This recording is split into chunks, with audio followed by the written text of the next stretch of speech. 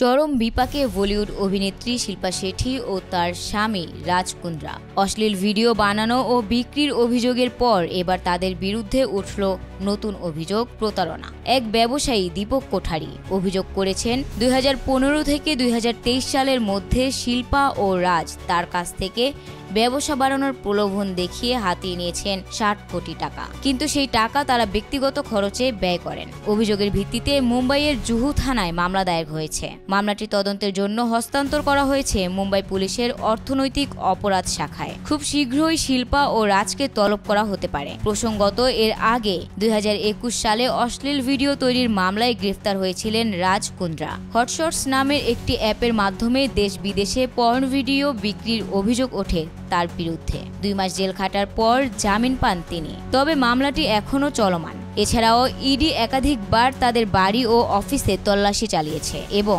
2024 সালে বাজেয়াপ্ত করেছে 98 কোটি টাকার সম্পত্তি। বিটকয়েন দুর্নীতিতেও নাম জড়িয়েছে রাজ কুন্দ্রার। এখন নতুন এই 60 কোটি টাকার প্রতারণার মামলায় আবারও আলোচনার কেন্দ্রে শিল্পা শেঠি ও রাজ কুন্দ্রা। অনামিকা আক্তার, নিউজ টাইমস।